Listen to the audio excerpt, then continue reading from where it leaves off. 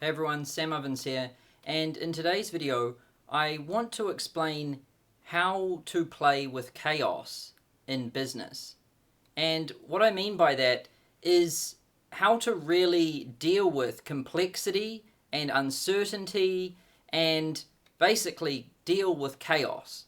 And really, if there's one massive thing that I've learned from being in business so far, it's that you really need to be good at dealing with complexity and chaos, because chaos is just everywhere, and the deeper you go in business, the more chaos there is, the more complexity there is, and you really have to get good at making things simple and understanding what's signal and what's noise, and also developing a collection of mental models that you can use to observe the complexities and the chaos through. They're like lenses that you can view things through. And when you view, what most people see as just absolute chaos and uncertainty, when you develop some mental models and you get used to using them, you can look at that chaos through a lens, and it makes things simple and understandable for you.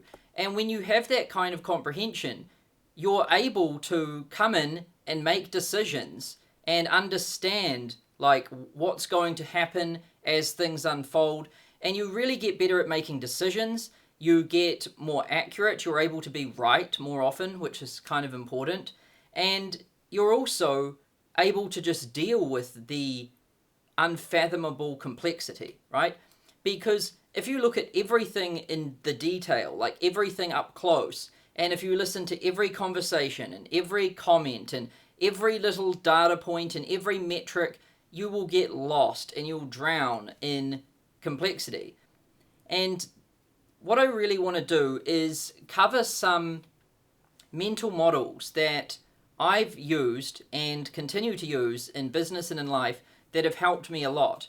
And I think this is going to be a cool series that we can kind of roll out on YouTube on my weekly blog videos, where in each video I kind of explain a different mental model and what it is, how it works, how you can use it, how you can adopt it, and when the right time to use that model is. And so my hopes in doing that is that, one, I show you a bunch of different mental models. You can adopt those, and then you can use them yourself for dealing with different things in life and in business. And in today's video, the one I want to cover is really how to deal with chaos. And chaos it's something that's very fascinating. And, a lot of the time we see things that are happening in the world and we think we know what causes it, or we don't have any idea what causes it. And what's fascinating is when we think we know what causes it, it's often never that, and we're wrong. And then when we don't understand what it is, there is still a cause, right?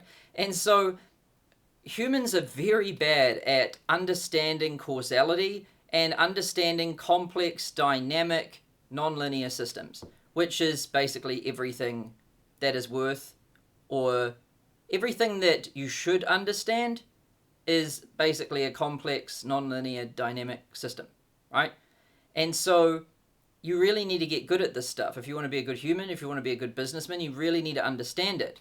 And I'm going to attempt to make things really, really simple in today's video. I'm not going to, go into complex stuff. I'm going to try and make it as simple as possible.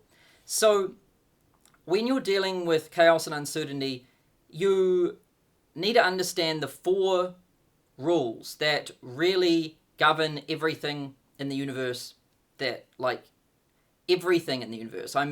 Business, your human body, your mind, your team, your products, your market, your niche, everything you could possibly observe in the universe, it follows these 4 simple rules. And I cover them right now. So number 1, the first one is entropy, right?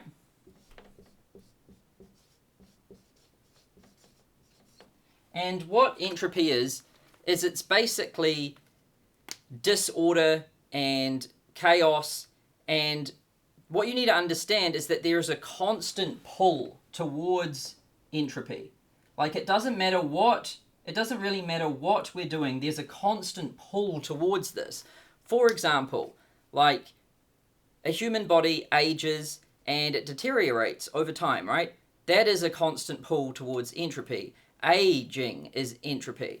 And if you've got like a car, it's going to have a constant pull towards, disintegrating. It's going to rust, it's going to get corrosion, it's going to wear out, right?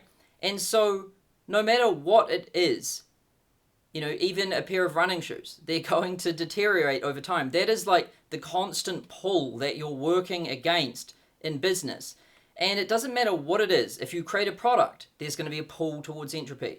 If you're working on your skills, if you're working on your mindset, if you're working on your health and your fitness, if you're working on your sleep, no matter what you're dealing with, it is always going to be pulling towards entropy. And I'm going to explain these 4 rules, and then I'm going to give you some actual examples in business and in real life so that we can really cement these in your mind. The second one is initial conditions.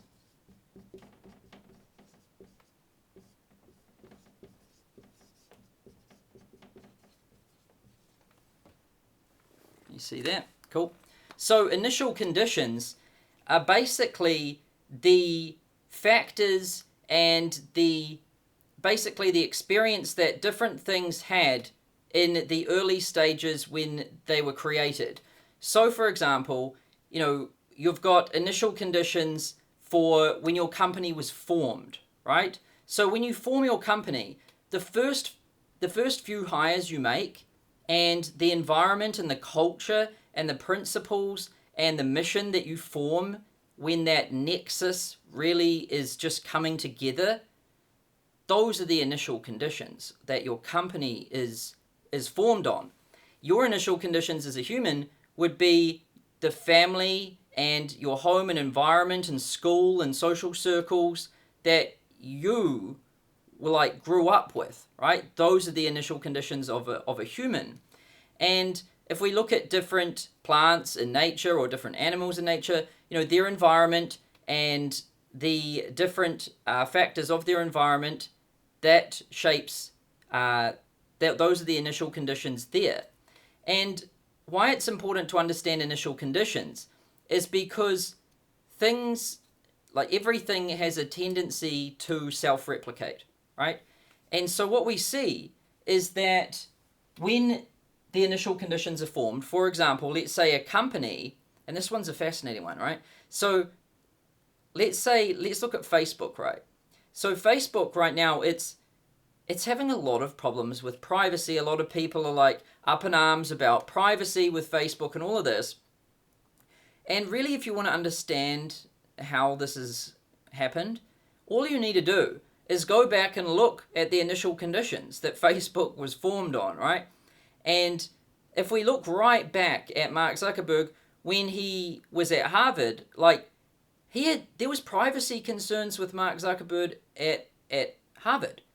He almost got expelled from Harvard because he created some kind of online service where you could, I think it was called Face Mash or something, I might get the name wrong, but he basically created some kind of thing at Harvard where you could see images of other students and basically rate them whether they were hot or not. And how Zuckerberg got this information is he basically hacked into the Harvard server and he pulled all of this information, which was private, from there and displayed it on this application. And that was a privacy violation, and he almost got kicked out of Harvard for that. So Zuckerberg has had this constant kind of run-in with privacy since before Facebook was formed, right? And then when Facebook was formed, it's always been privacy. If you look back throughout Facebook's history, they've had constant issues with privacy. And so really this isn't, if we look at the initial conditions there, we can kind of see exactly what's going to happen later. Because what happens with initial conditions is they have a tendency to self-replicate just at larger and larger and larger scales. So you imagine a pattern that exists at a very small scale. Well, with time and with scale, all we see is just an extrapolated, magnified version of that pattern. It just gets more and more extreme, right? And so that's how we can see that. And this is why it is so important in business to pay attention to initial conditions. You know, like one thing that is so important that I don't think anybody thinks of is their first few hires and their culture and their principles and their vision and their mission. You know, these different elements come together to form the nexus, and how that comes together in those initial stages dictates everything. And I mean everything.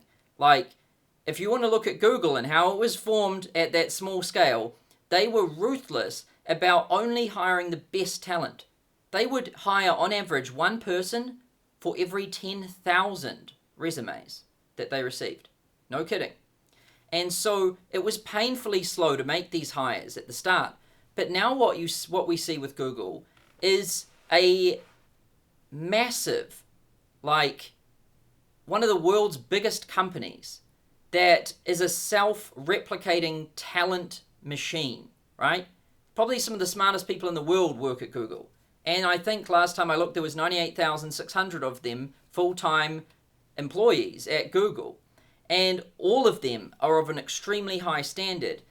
Now, how did they get to be like that? How did Google build such a massive self-replicating talent machine? You just need to look at the initial conditions, right? How did Google organize so much of the world's information? Well, you just need to look at the initial conditions. What was their mission statement, right? What did the founders believe in? And also, what were their standards on hiring? And who were the people on the team? And what were their principles and values? And then if you understand that, then you can see like what's going to happen at a later stage. It's like a fractal pattern. And a fractal like keeps repeating itself.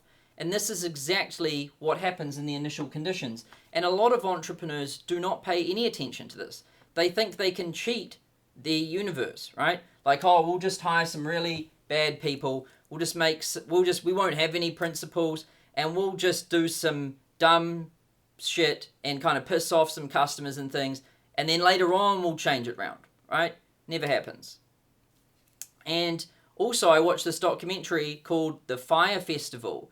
And it's actually, that's not the name of the documentary, but if you Google like Fire, F-Y-R-E, Festival documentary, I think there's one on Netflix and there's one on Hulu. Both are good. But this guy was like a massive fraud, right?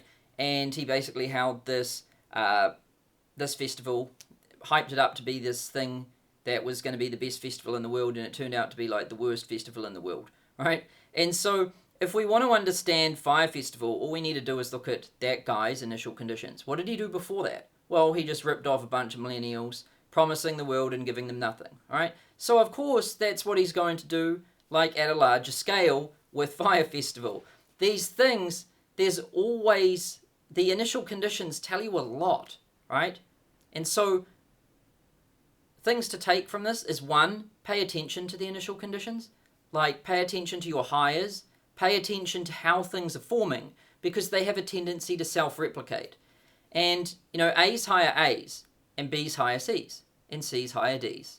And if you have D's, you're fucked, right? And really, if you have anyone other than A's, you're fucked. So, really, this is something a lot of people don't pay attention to.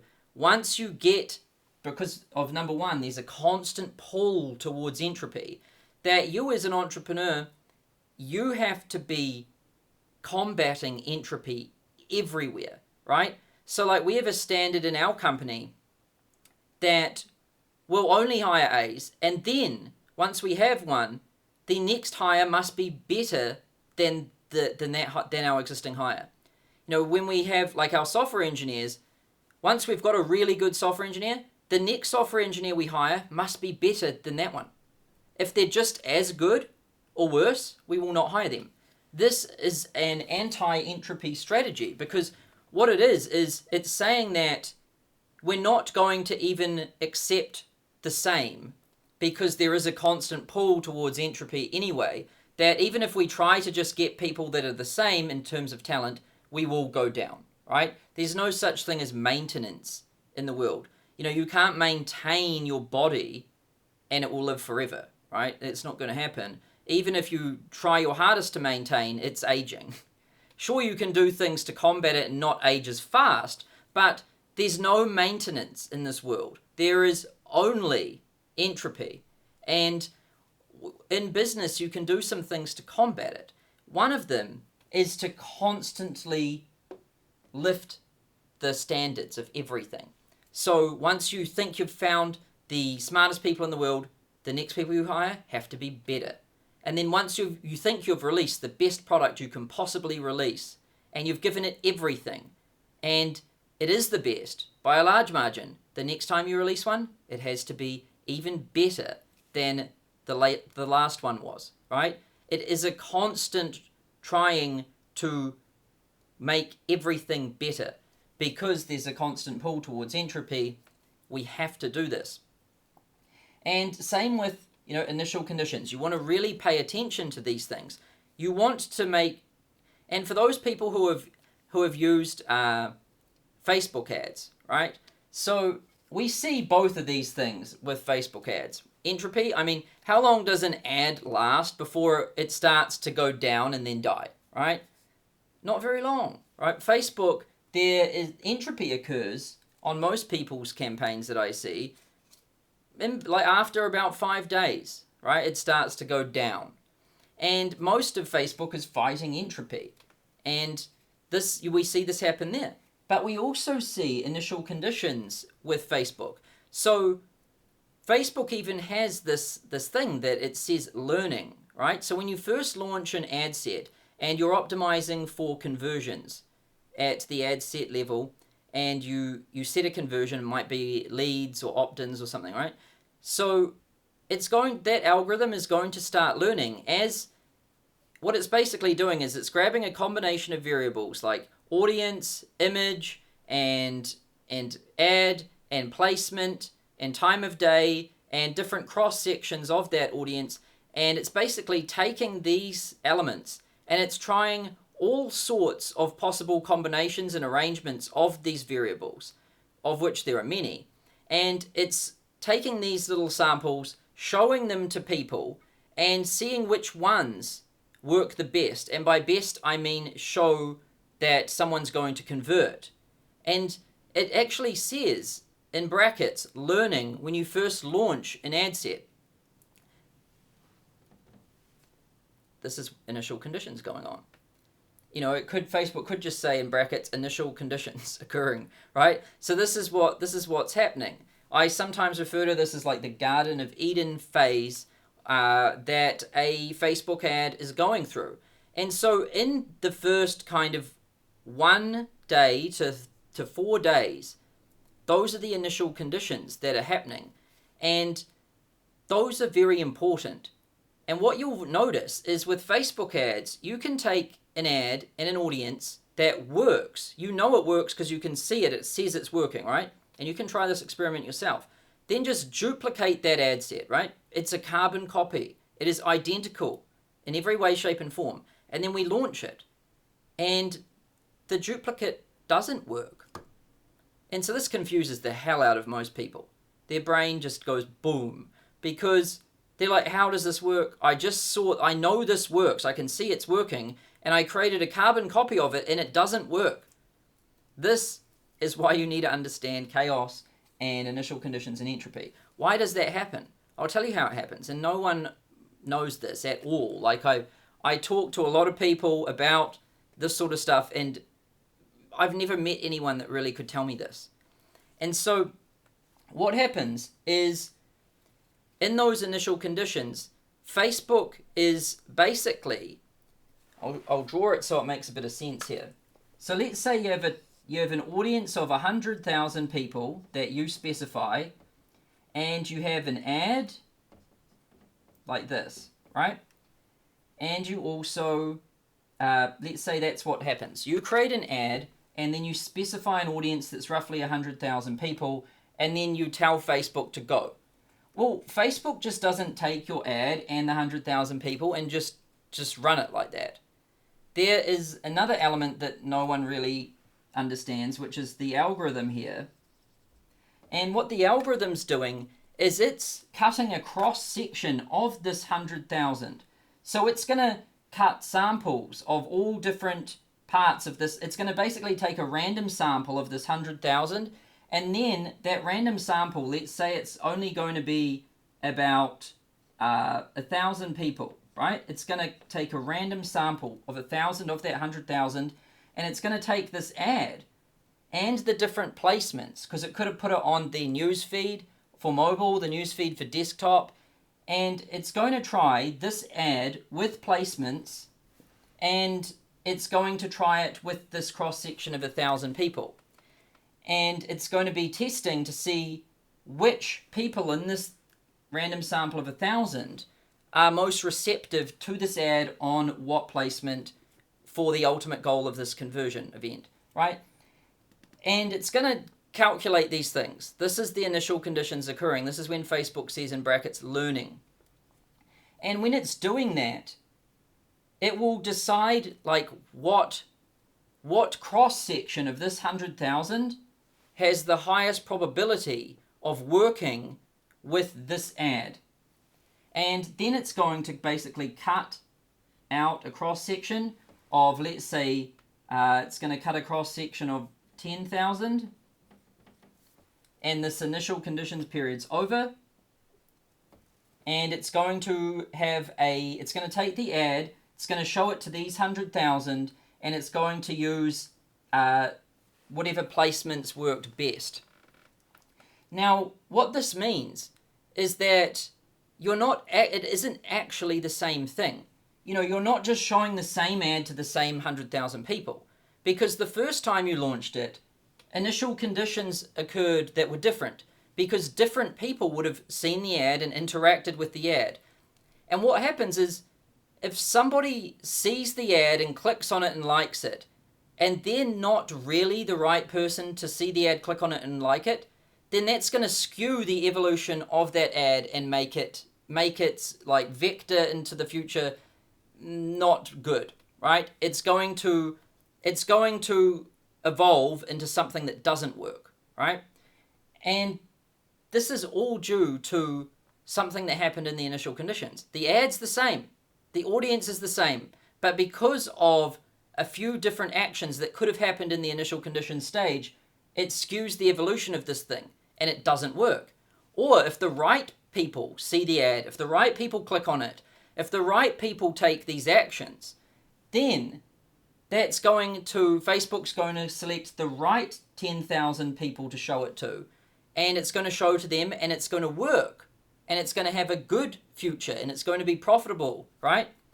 And so this is initial conditions occurring on Facebook, right?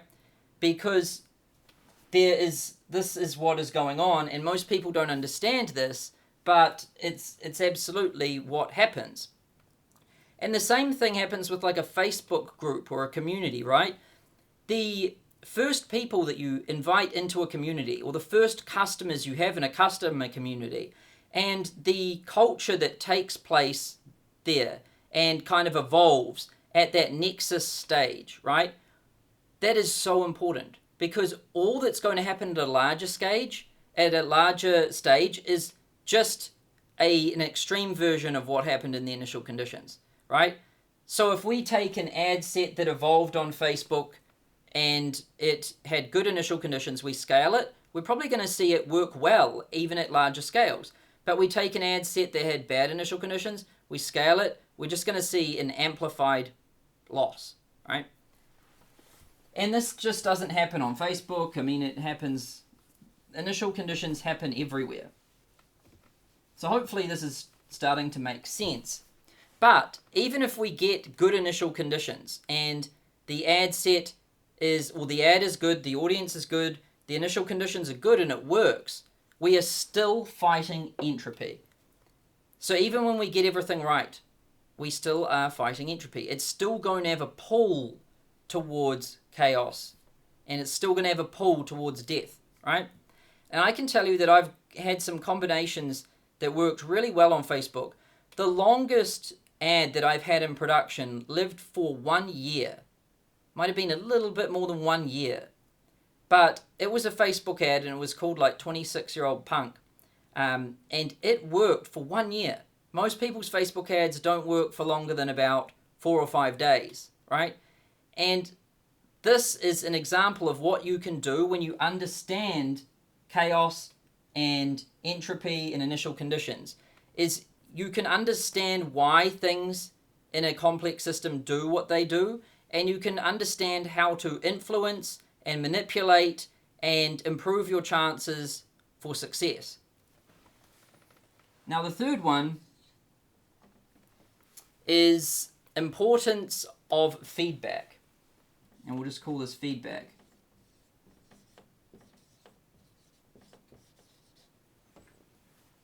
Now, feedback is extremely important, and most people don't understand it. And how feedback basically works is, it's best shown if I just grab, if I create a small diagram here. I think I can do it using the space. So with any system, we basically have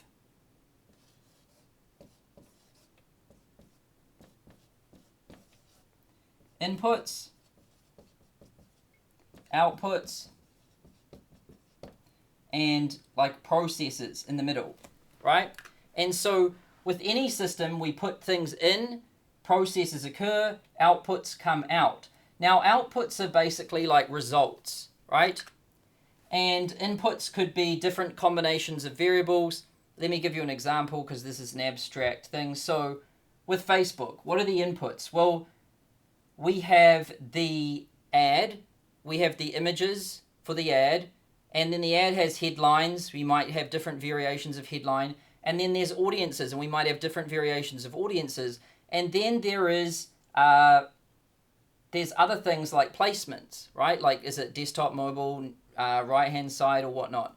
And these are the inputs we put in. The processes is basically what occurs in on the platform. So the algorithm is taking all of these possible combinations, it's combining them in unique ways, and it's iterating through all of these possible combinations and finding the string and the combination of variables that is most optimal to achieve the end that we seek, which is like conversions, whatever conversion event we've specified.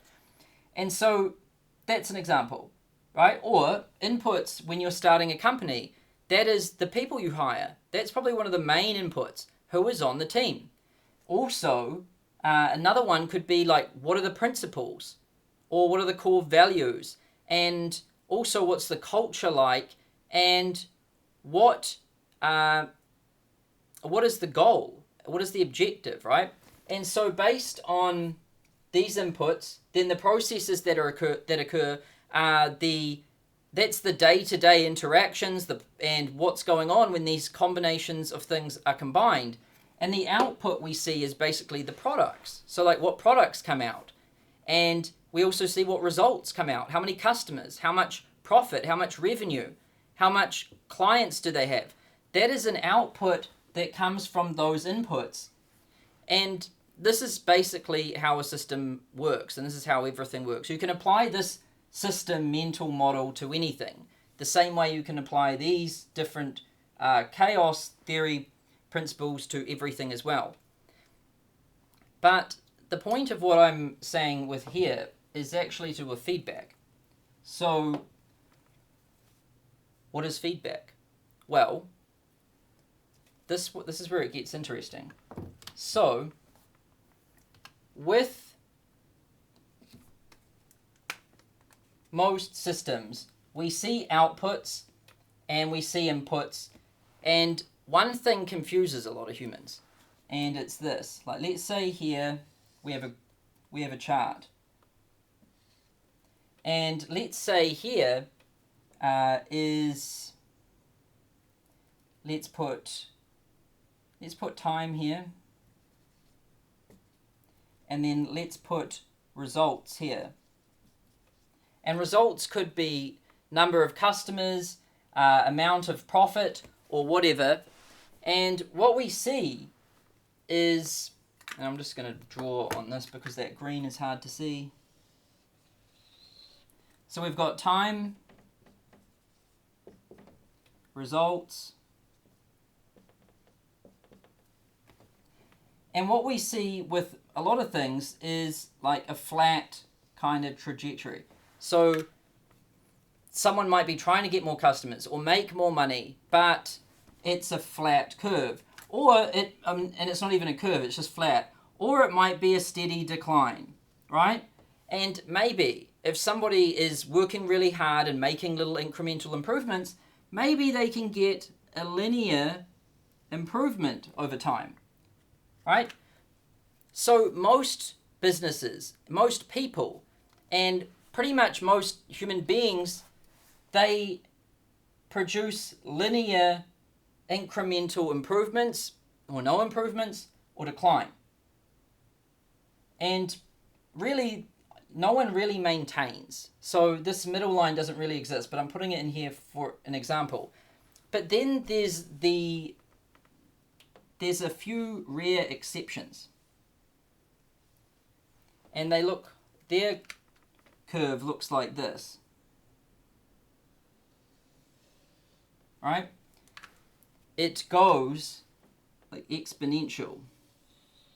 And it has that hockey stick kind of curve to it. And a lot of humans see this and they're like, how does that happen? How does that occur? And this is a really good question. Like, how the hell does that do that? Right? What causes that? Most people don't know. And I can tell you what causes that. So whenever you see something do that, it means that feedback is present.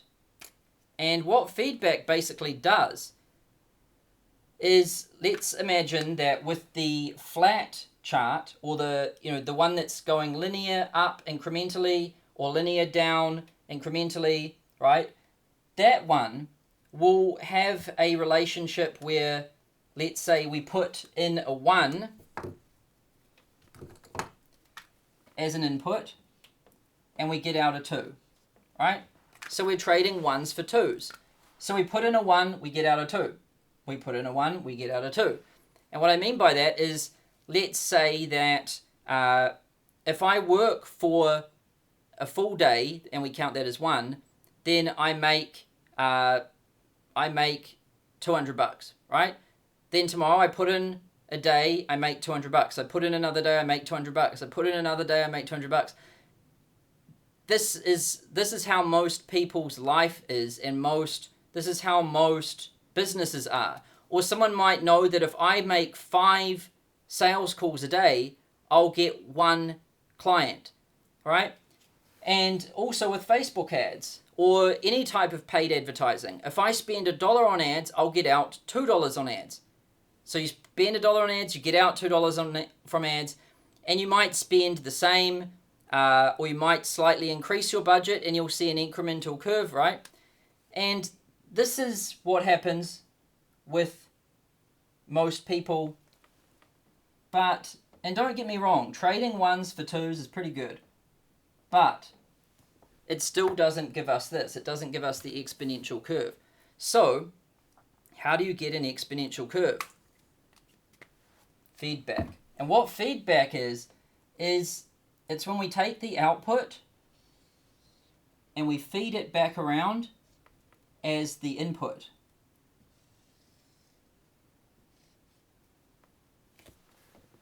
So, this is how we get exponential behavior. So now imagine this. I put in a 1, I get out a 2. Now I get that 2 and I put that in here. I put in a 2, I get out a 4. Alright, now I get that 4, I put it in here, and now I get an 8. Then I grab that 8, put it in here, and now I get out a 16, right?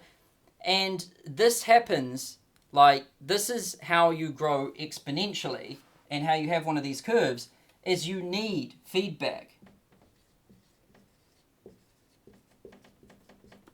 So that is when we have a system where we get out more than we put in. So you have to build one of those first, which is, it's quite a bit of work, but that's what a business is. A business is basically an instrument where we get out more than we put in. It's net positive, right?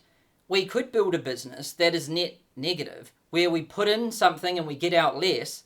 Now, any system where we put in something and get out less is going to die quickly, right? So that's not what you want. However, what you want is a system or an instrument where you put in something, you get out more. That is net positive. That is a business that is profitable and that can function and survive. However, once you've achieved that, you want to play with feedback. You want to start taking your outputs and feeding them back around. Now, this is how I scaled my business a lot, very quickly. So, I started out in my first year, I made $0. And then in my second year, I made about 100 grand. And then I think we grew to like 500 grand. And it took like 3 years to get to about 500 grand. And then within 4.5, 5 years, we're making $18 million a year. Right? And now we're up at like 30 something million a year. And it only really like 6 years have accrued. So that's pretty exponential. Like, how does that happen? I can tell you. What I did is when I started to make money, I reinvested that money. And I had built instruments where I could get out more than I put in. So I basically created funnels and processes where I could feed them with ads. So let's say that my inputs is traffic, web traffic, clicks, people on the internet clicking on things. That is my input. What is my process, this triangle? Well, that would be like the funnel that I built. So for Consulting Accelerator, it's an automated webinar, and I built that process and that sequence. And then what was the output? Well, the output was getting customers at a profit. So I could spend $1 on ads, and I could get out like $5 in revenue. And I could put in $1, get out $5. Put in $1, get out $5. And I started I started with small budgets, like $50 a day, then up to $100 a day. And I just kept feeding it back around. And I got it up to the point where we were like spending $40,000 a day on ads. And people don't understand this. Like, I think a lot of people never are able to reinvest their earnings because they never build a system that's net positive anyway. So your first priority in business should be build a system or an instrument that's net positive, where you get out more than you put in. Then figure out a way to feed that machine. Something with a lot of volume. Something like paid ads, right? Something you can scale. I like paid ads because it's a tap that you can open a little bit and just get a trickle out of. But then you can open that thing right up and you can get a big flow. And so when you can get things to work at a small scale, and when you get the initial conditions right, and when you build a system that at a small scale is net positive, and it gets out more than you put in, then what you can do is you can just open up the tap and keep pumping it and keep feeding it back around, right? This is what you do. And then this is also why, it's why there's that quote from Albert Einstein that says, compound interest is the eighth wonder of the world. He who understands it earns it. He who doesn't pays it. Right? This is true. Einstein knew about what we're talking about here. Einstein knew about initial conditions and feedback. So if you there's a reverse one of these, and that is debt, right? So if you have debt, then I borrow $1 today, and in the future I owe more than $1 for that $1 I took. So it's net negative, right? And then that accumulates interest with time. So as time accrues, I owe more and more and more money for that $1 I took. It's a really bad deal, right? And so if you have debt, you go down. But if you have savings that earn interest, then it's going up. Because if I have $1 million in my bank account and I'm earning 10% interest, then I'm going to have at the end of the year 1,100,000. And then the next year, I'm going to earn 10% on that. And it's going to keep growing and keep growing and keep growing. And if you look at Warren Buffett's net worth over time, you'll see Warren Buffett's net worth curve, and you'll see it looks like this. It's exponential. Over time, it has that hockey stick nature, and it's because Warren Buffett understands feedback really well. He understands all of this. And basically what he's tried to do is create Berkshire Hathaway as an instrument that can take in capital and over time produce more capital than is put in. It's net positive. And that's why Berkshire Hathaway, its shares have gone up exponentially. Warren Buffett's net worth and all the shareholders of Berkshire have gone up exponentially. And it's because Buffett understands feedback. When he makes money from something, he doesn't take it out and buy a Lamborghini, right? If you take the money out of the system and you spend it on something stupid like a Lamborghini, there is no feedback, right? Once you take that, let's say you make 100 grand. If you take that 100 grand out of the business and into your personal account, now you owe taxes. You owe a lot. And if you pay taxes on that, that's going nowhere. You may as well light that on fire. And now you've got a car, and that car isn't going to make you any money. Actually, that car's going to take your time, energy, attention, and focus away from your business, which is going to double fuck you, because now you've paid a lot of tax, and you've also don't have money in the business because you took it out. And worse than that, now you've got to maintain this car. It needs insurance, it needs gas, and it needs to be cleaned, and it needs maintenance and all of that. But so it's going to cost you more money over time. Then when you sell it, you're going to get back less than you spent on it. And not only that, but it's going to take your time. Because you spent so much money on this thing, you're going to say to yourself, I need to use it to get my value's worth. And now your using of it is taking your time and energy and attention and focus away from the company. So you're getting screwed on about 5 different dimensions. So that is why people like Warren Buffett don't do stupid stuff like that, because they understand feedback and they understand that you want to keep the energy within the system and you want to keep feeding it back around, right? Once you have something that works like that, you don't take it out. You keep feeding it back around and feeding it back around. And there's a good observation of a feedback loop present in nature or in the world, which I'm sure a lot of you have heard yourself, is I'm sure you've seen someone with like a microphone and they've turned it on, and then there's the speaker, right? Like right next to the microphone. And so a microphone is the input. It's taking a sound wave and from like someone speaking, and then it is the process is it's amplifying it, right? It's taking that sound wave in, it's grabbing that pattern, and then it's boosting it right up, and then the output is the sound waves coming out of the speaker at an amplified rate. And so then what happens is, because the microphone's sitting next to the speaker, it comes out of the speaker and back into the microphone. And now because it's come into the microphone again at an amplified rate, now it's amplifying it even more. It comes out the speaker, boom, and again, and it's going boom, boom, boom, boom. And that's why you'll hear a feedback loop occur with a microphone. It will go boop, boop, boop, boop, boop, and it keeps going bigger, bigger, bigger, and you swear the thing's going to blow up. Sometimes it might, other times someone might quickly turn it off, right? That is a feedback loop.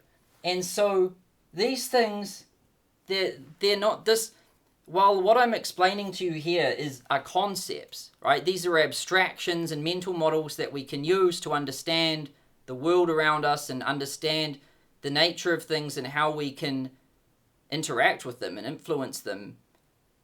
But really, this stuff, it happens. And you can prove it with simple little experiments, right? You can prove entropy. You can prove initial conditions, and you can prove feedback. And I've given you a lot of different use cases too, and examples of real life companies, people, situations, so that you can understand these. And this is part of what I'm trying to teach you in this new little series, is the power of mental models and the power of seeing chaos and seeing complexity and seeing things that most people cannot comprehend and run away from and hide in their room and eat McDonald's and watch Netflix because it's just too scary. Well, you can understand these things if you have the right mental models, and then it's actually fun. Life is like a little experiment where you get to tinker with things and you get it's really quite fun. It's like playing a video game with life. Now let's talk about the fourth one, which is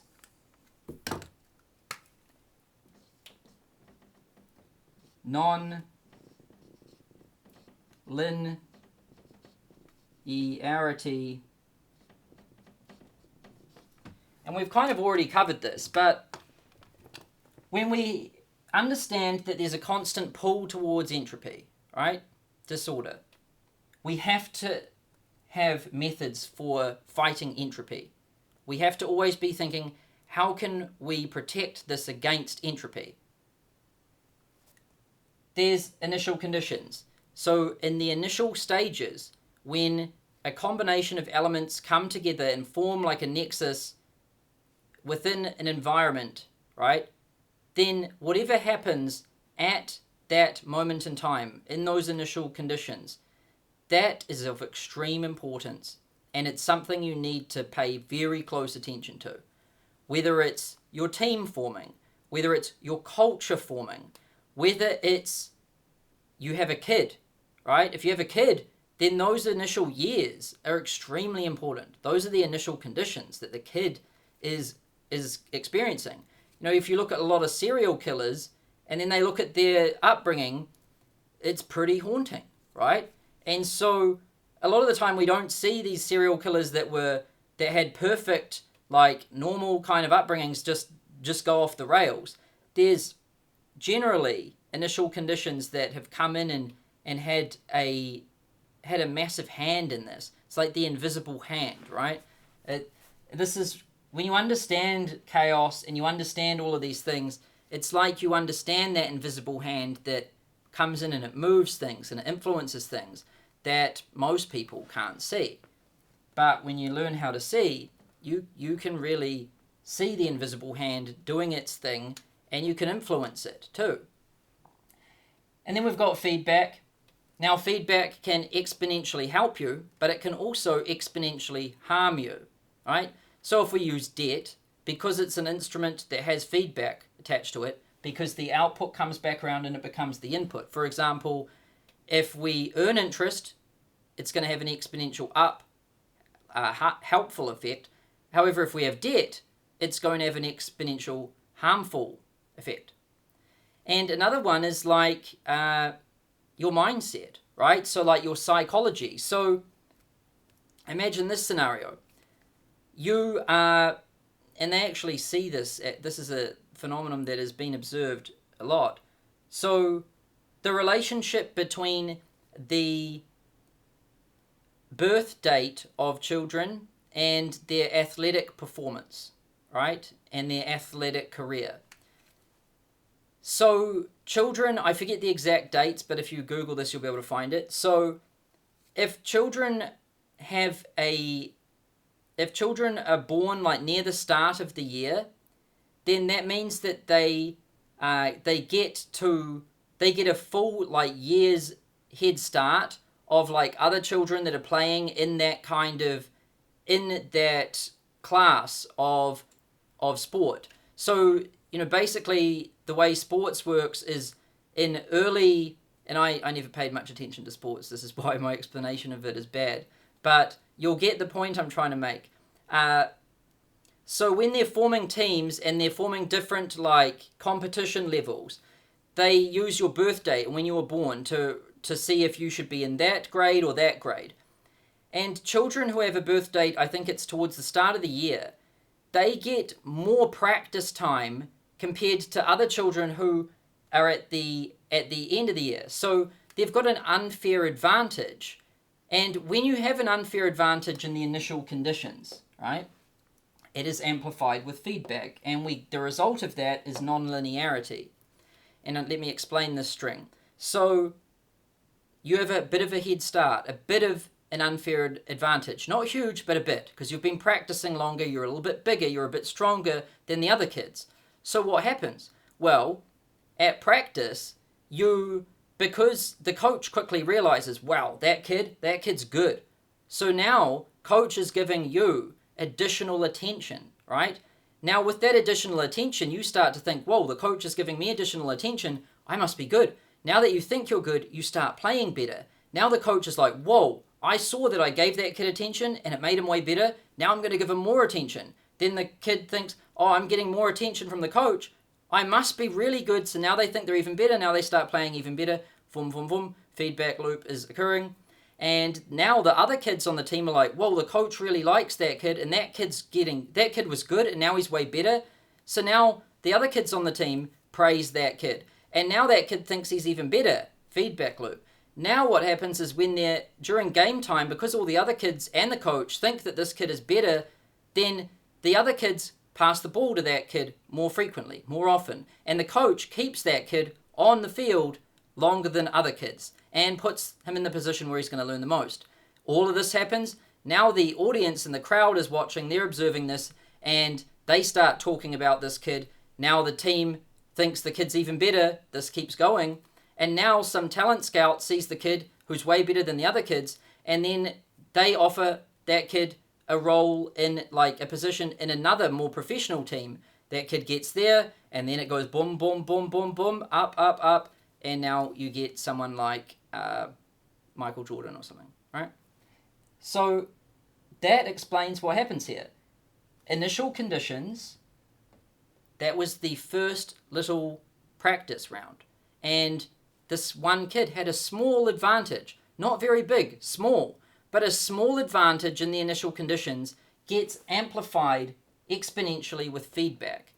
And the result of this is non-linearity. And non-linearity is basically a curve that's exponential, or it's basically non-linear. It's not a straight line. It has a curve to it. And this is what happens. It happens everywhere. I also saw that there was a study done on like goldfish and the initial conditions. And so if you ran an experiment and you had some goldfish that are the same species, same age and everything, and you put them in a pond, right? They're identical in every way, shape and form, even age, everything. However, one of those goldfish has a slight size advantage. For whatever reason, it's just a little bit bigger, right? Now what happens? Well, when the goldfish swim to the food and try to get it, the big goldfish can beat them away from it and get it. Now the big fish is eating more food. When the big fish eats more food, it gets bigger, bigger, bigger, until you end up with this one massive fish and then a bunch of other fish, right? The difference in size was not that extreme at the beginning, but because of feedback from initial conditions, we see non-linearity, right? And so that is chaos. And this is an excellent mental model to use to understand the world and business and yourself and your mindset and your psychology. You know, once you start to think like, I'm good at doing this, and then the result of you actually doing it proves that you are good and you do get good results, then that comes back around and now you're like, whoa, I actually am good. And now your output is even greater. And now you're like, whoa, I'm really good. And then it keeps going like that, right? So sometimes like just getting an initial win, or I remember my first ever client, right? For 1 year I had no clients, but that first client I had just totally changed the game, because now I thought I had this confidence. And then when I had that confidence, I got more clients, then I had more confidence, and it's just gone around and around and around like this. And so it works with skill. It works with your mindset and your confidence. It also works with money and finances and growing your company. It also works with products. It works with everything. You know, there's always these things: entropy, initial conditions, feedback, and non-linearity. And you want to learn to think like this. Whenever you are observing something, try to understand what is going on. try to understand, like, what is the system here? What are the inputs? What are the processes? What are the outputs? Is there feedback present in this thing? And if there is feedback, what is it? Because whatever things have feedback attached to them, that is something that is going to cause massive shifts and changes. Whenever feedback is present in a system, you see massive things happen. So for example, I always try to engineer feedback into my company. An example is with paid advertising. We build something that is net positive, where we put in $1, we get out more than $1, and then we start feeding it back around and we just take it to the moon. We take it as far as we can, but it goes further than that. Then when it comes to hiring, I want to make sure that we hire the smartest people and that our standards are excruciatingly high. Some people might argue way too high, right? Then by doing that, we attract those people, we get those people on the team. Now our results are better. Now our return on investment is better. But now what happens is we've got more money and we've got people on our team that are really smart. So now we can afford to pay and get even smarter people. And then we get them, and then that happens again. And now we can afford to get even better people and even better people, right? So you can see how this happens. And then the same thing with products. Like I release a product and then we have customers go through it and then customers give feedback. And with that feedback, it's even called feedback, for God's sake. You know, customers give feedback. You can choose not to listen to that feedback. You can, and then you won't have a feedback loop. But if you listen to it and you think, how can we make this better? Then that feeds back around to the new version of the product, the new version of the course. Then you make it even better. Now you've got even more feedback and it keeps going like this. This is why every time I release a new version of a product, it gets better, better, better, better, better, because I'm feeding it back around. And then it goes deeper than that. It even comes into like engineering network effects and things. So, you know, as we release content and we grow like our website's content, then we get a higher ranking in Google for different search terms. The higher our ranking in Google, the more traffic we get. The more traffic we get, the higher our ranking in Google, right? There's a feedback loop here. Then the more money we make, then the more talent we can get, then the more rankings we can achieve, the more traffic we get, and it keeps going like this. It's a flywheel, a feedback loop, and even more than that, we try to get testimonials from clients. You know, we help a client, they get testimonials, well, we get testimonials from them. Now, other people thinking about buying this see those testimonials, and then they're like, okay, I'm going to buy it. Now we get a testimonial from them, and then it grows exponentially. That's why we've got like 3,500 testimonials, feedback. And more than that, we even have like a refer a friend program, so that every customer we get a testimonial from them, we get some money from them, which we can use to improve our talent and our products, but we also get feedback from them, which we use to improve our products. But we get more than that. We even ask them to refer our product to other people. And then it grows, right? There's network effects present in the system at that point. And we're basically trying to grow the viral coefficient, because if you get a viral coefficient of greater than or equal to 1.5, then you don't need any outside influence for a system to grow, right? Facebook is a prime example of that. Facebook never spent $1 on ads or anything like that, because if someone got onto Facebook, they'd invite other people onto Facebook. And then when they invited other people onto Facebook, they invited other people onto Facebook. And so it went like this. And so that's how we saw it explode and get to like 2 billion users or whatever it's got right now. And network effects are a function of like, you know, feedback and all of this. So that's basically it for this video. How to play with chaos in business, how to use, or how to create abstract mental models of the world that you can use as a lens to view complexity through, so that you can understand it and you can predict it and you can influence it and change it and be right more often. Not always, right? But more often. And use entropy, initial conditions, feedback, and understand non-linearity as a function of these things. So that's it for today's video. Let me know what you think in the comments below. Do you like these mental model videos?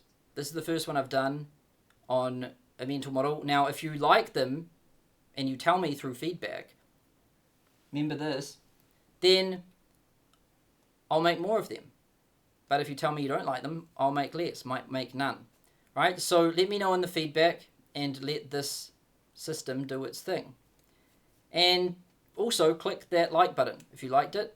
And then subscribe. There's a subscribe button beneath. Click subscribe if you want to receive the other mental model videos that are going to be coming out if that feedback is good. And I release one of them every week on a Tuesday. So that's it for today's video. Hope you enjoyed it. Give me some feedback, click subscribe, and I'll see you in the next one soon.